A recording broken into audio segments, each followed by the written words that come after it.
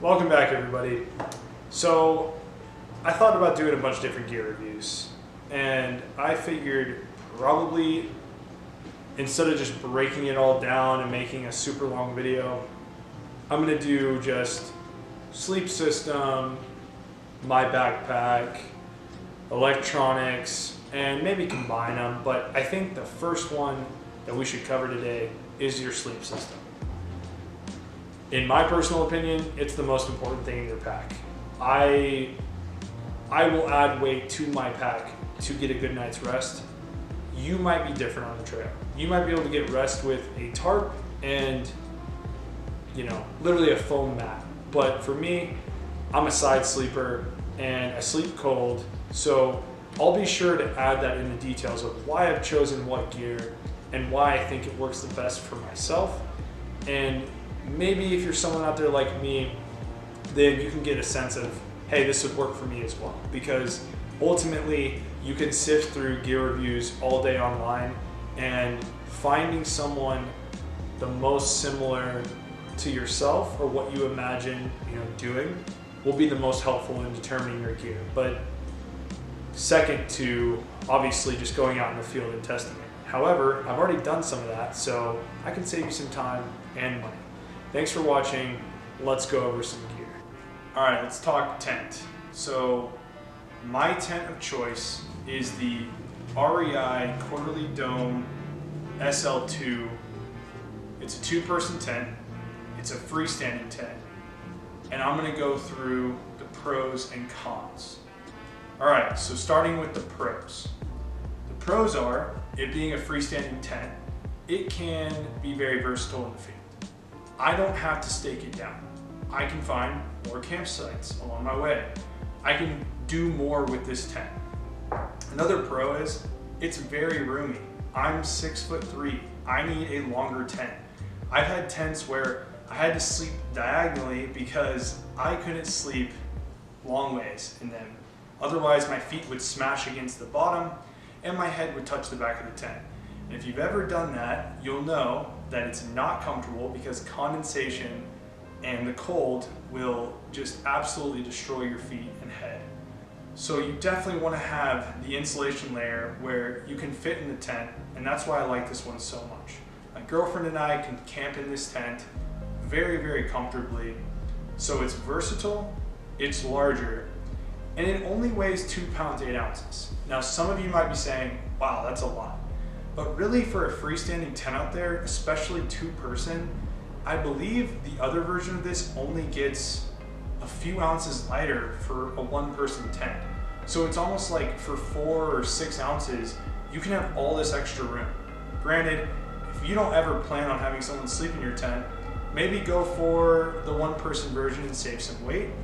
But until I become an ultralight backpacker, I don't really plan on changing this tent because I've been in situations where I did a long day, 20+ miles, and I really wasn't trying to look for a proper campsite to stake out a tent. Another pro of this tent is that I can set it up in probably less than a minute. I mean, it's extremely easy. These poles are on like a bungee cord system, and you just pop out and connect, and they basically make your frame for you. And then you just guide in the tent points, and if you want to stake it down and add the tarp on top, you can, weather permitted. So those are a lot of the pros why I like this tent. Some of the cons that I could see people saying about this tent are, it weighs 2 pounds, 8 ounces.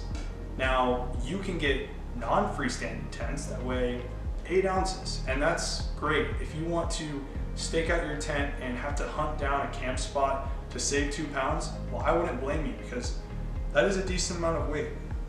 But really, other than that, for the price, this thing is extremely durable. And REI, for those who do not know, have a gear policy where you can use something for up to a year and return it if you don't like it, no questions asked. I used a bag from there, which we'll talk about when I talk about my bag, that I used for almost a complete year and absolutely just did not like it. And I returned it, no questions asked, with a full refund to try something else. So if you're just starting out, maybe think about some REI branded gear because they will literally have you return it and get your full money back for free. So it's a great way to experiment in the field, and ultimately that's how you're gonna know if you really, really like something. But I like this 10. It's got more pros than cons. The cons really only being the weight.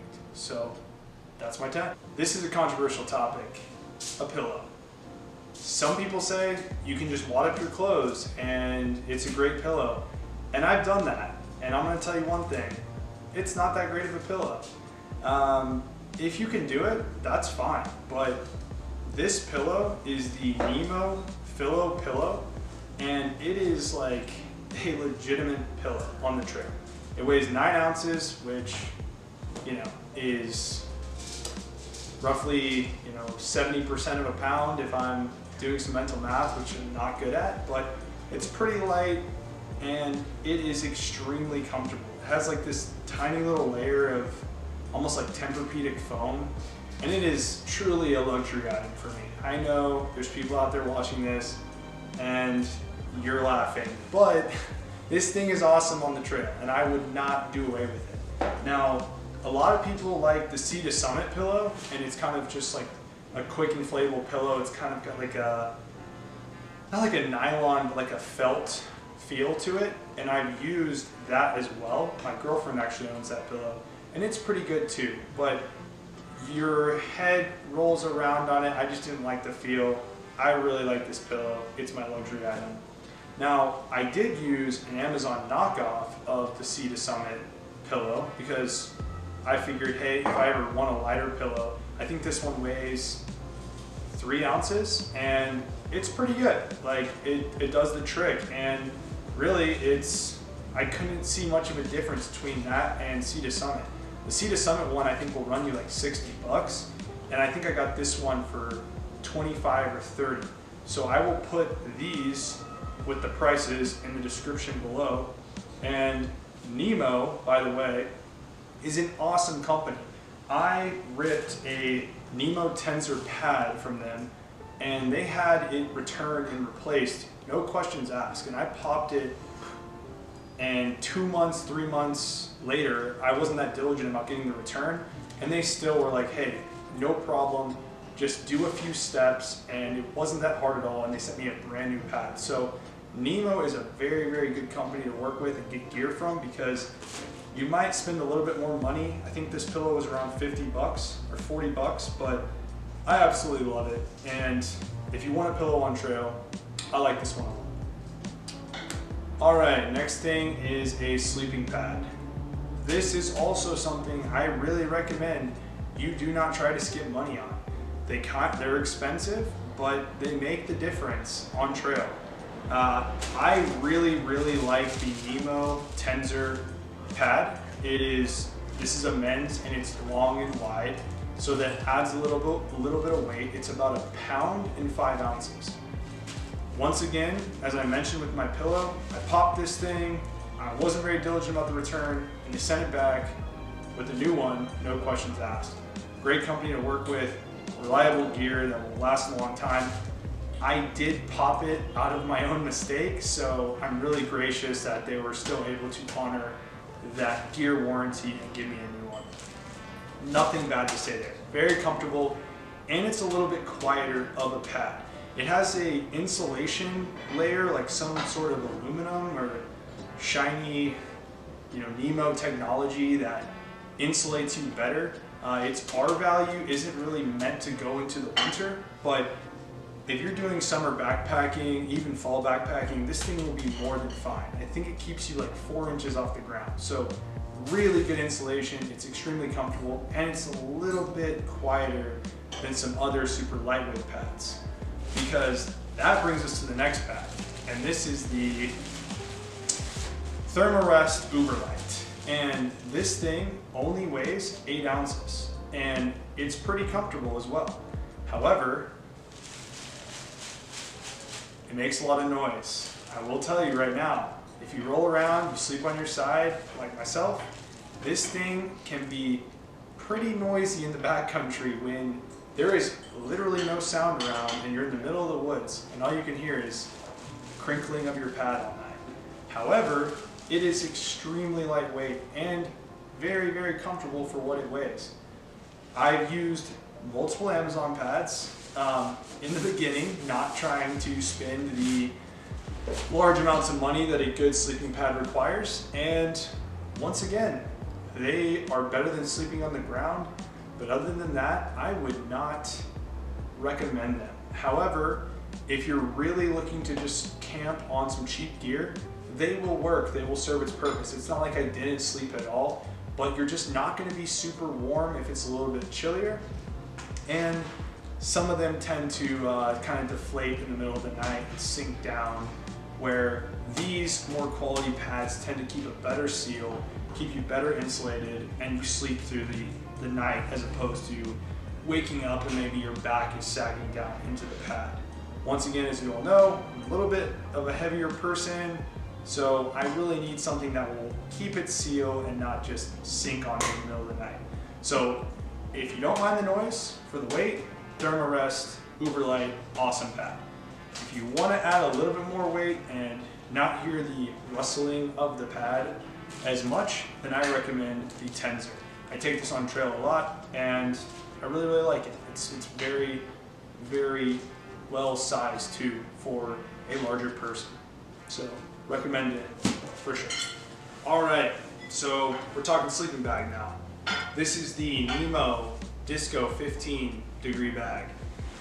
I formerly used an REI Magma 30 degree bag and it was extremely light. However, it was a mummy bag and it was not extremely comfortable. I could barely move in it and it really wasn't that warm. I'm kind of a cold sleeper, so I need something that will keep me a little bit warmer. And this thing, weighing at 2 pounds and 11 ounces, is not the most lightest, but I use an actual stuff sack to keep it waterproof and I can compact it down pretty well. And these are the Wise Owl stuff sack. They're really, really nice. I will leave a link in the description for these too. Comes in a small, large, and medium. They keep your stuff organized and definitely waterproof. So super valuable. But with the Nemo, the thing that I liked about it the most is it's like a spoon shape. So it gives you more room in the middle so you can kind of toss and turn at night and you're not so affected or bound up like you are in a mummy bag.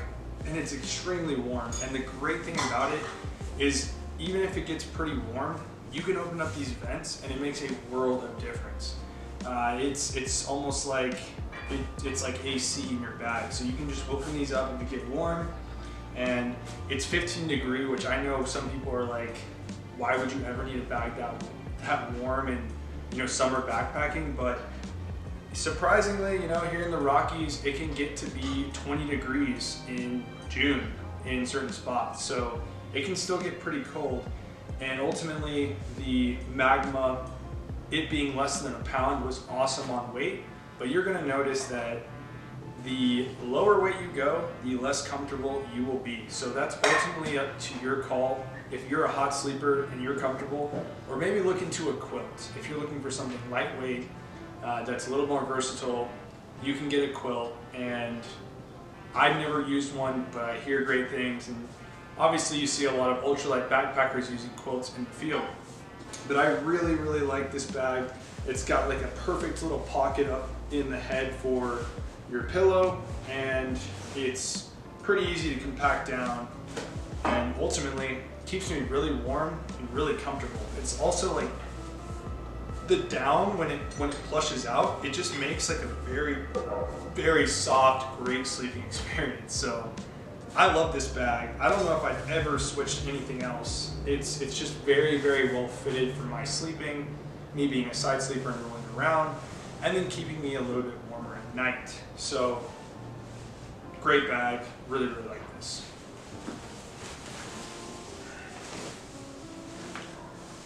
All right, and pretty much last on our list is probably larger than I need ass pad, the Nemo Switchback Regular.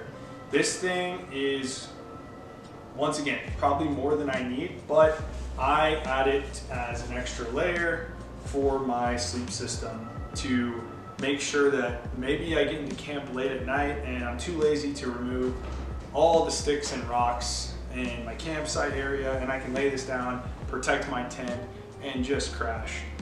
It's also very, very clutch for when you're on trail, you're taking breaks, and you want to just eat, and you don't want to sit on wet ground or the dirt, and you want to just kind of have a nice little ass pad here. I really, really like this one. Maybe in the future, I will just get a smaller one because this one is a little excessive inside, and most people decide on this or a sleeping pad. But I have both because I am a luxury sleeper. So I really, really like this pad. It's been pretty durable. I've been using it for a decent amount of time, and it's held up pretty nice. That's pretty much my sleep system. I will leave a link in the description in case I got some of the weights wrong by a few ounces, but I think everything I said was pretty accurate there. Overall, I'll also post the weight of my sleep system total, and I'm telling you, if you even replicate this by some extent, you will be extremely comfortable in the field. I was in the military for a while, and in the Army we slept in the field a lot, and you know, I decided if I'm gonna sleep in the backcountry, I'm gonna do it my way, and I'm gonna have luxury items, and I'm gonna be comfortable. So no more sleeping with bare minimum, you know, uncomfortable things. This sleep system is great. I really, really like it. I hope you guys enjoyed the video. And until the next one,